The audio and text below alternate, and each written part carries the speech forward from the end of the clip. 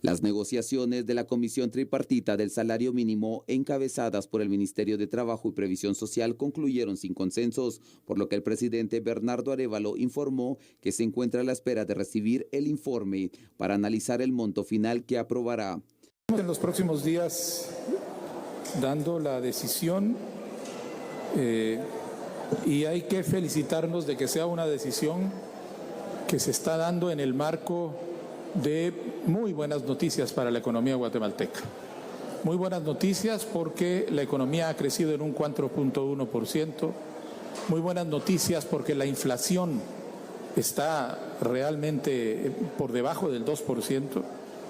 Muy buenas noticias porque el empleo ha seguido creciendo de acuerdo a los datos del Instituto Guatemalteco de Seguridad Social, el empleo formal. Y en el marco de esos datos positivos de una economía que está liderando el crecimiento económico en América Latina, vamos a tomar la decisión sobre el salario mínimo.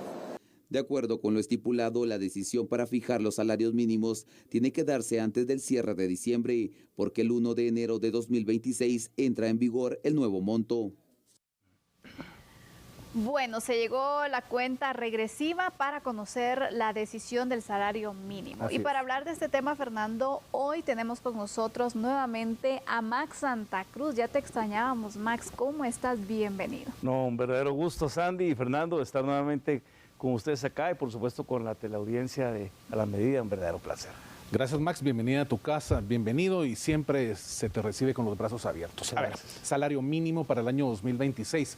Creo que son demasiados los sectores que están a la espera de conocer cuál va a ser la decisión del presidente Arévalo, porque las negociaciones dentro del esquema tripartito que se tenían que lograr, pues no llegaron a nada. La mayoría de veces eso sucede. Sí. ¿Qué esperar en este tema para el 2026 y la decisión de Bernardo Arévalo?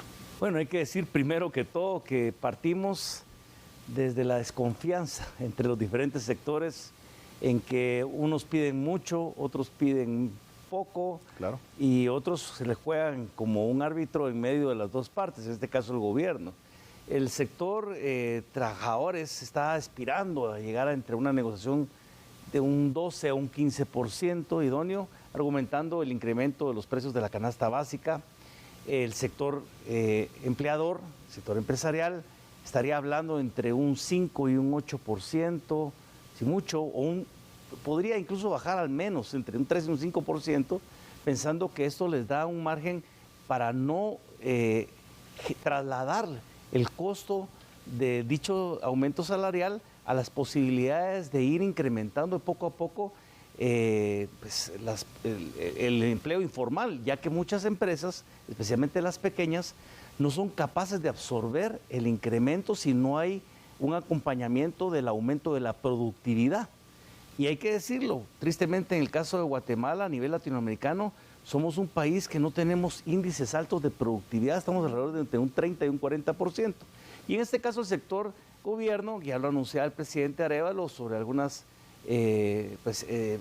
índices de medición que incluso son apoyados por parte de esta comisión, pero también por elementos como el Instituto Guatemalteco de Seguridad Social sobre el aumento en empleos formales, índices relacionados, por ejemplo, al aumento o al manejo de la inflación o al aumento del crecimiento económico.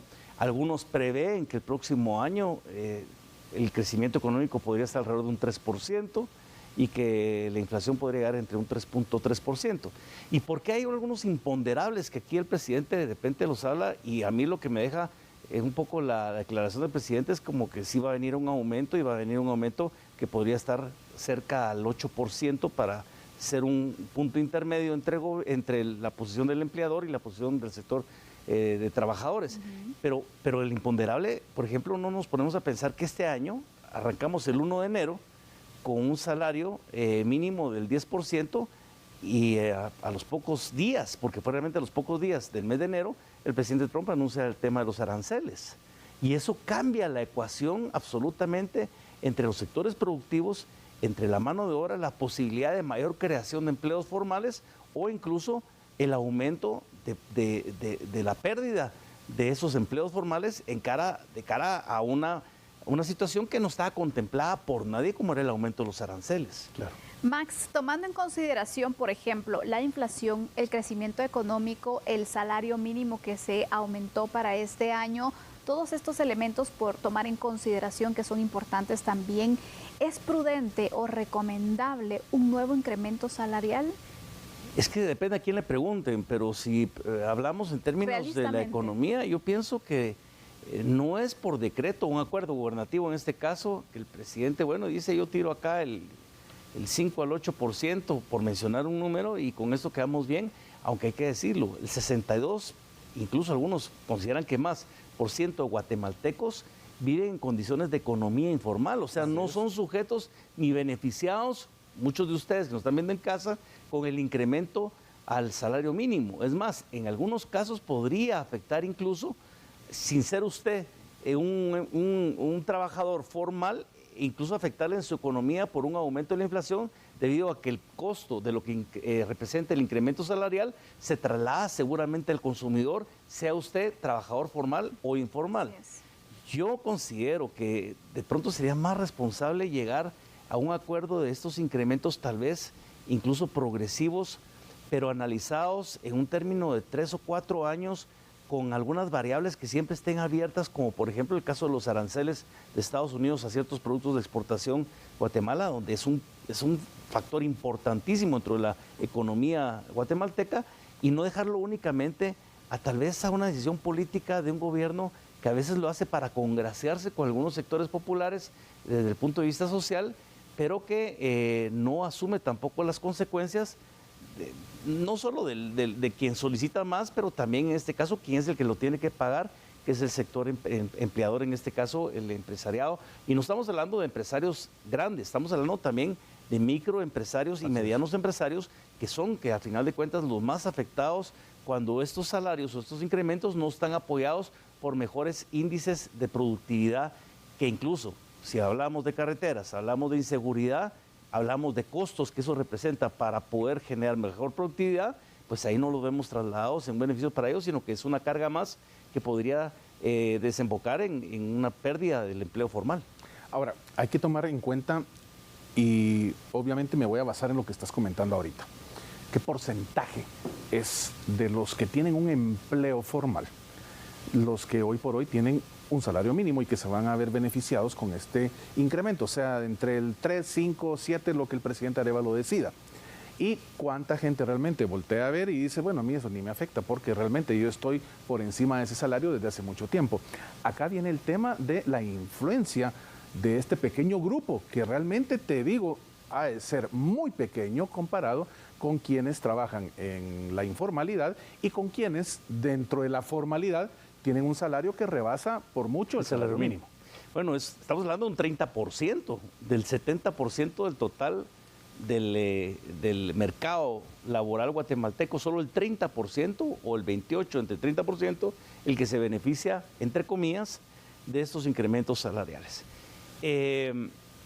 Sin duda, lo que sucede es que es más la construcción de un discurso político, pienso yo, a la larga, por parte de autoridades, por parte de los sectores, si ustedes quieren, representantes de trabajadores o incluso también por los sectores empleadores, en donde se construye esto, pero la realidad es la siguiente, la realidad es que el 70% sigue sin tener los beneficios de esos incrementos, pero sí pueden tener los perjuicios de este incremento. Claro, eso es generalizado. Pero el discurso se vende políticamente. Porque muy diferente sería que el incremento fuera genérico. Es correcto, claro. Pero como no sucede, entonces es más la construcción eventualmente de una posición más política y más cómoda de un gobierno, que al final dice, bueno, ¿saben qué? Saquemos esto por un acuerdo gubernativo, incrementamos esto a un 10% el año pasado, hoy podría ser un porcentaje menor, que podría llegar entre un ni fu ni fa, como dirían en unos casos, un 5 o 8%, quedamos bien con unos, quedamos bien con otros más o menos, y con eso lo balanceamos.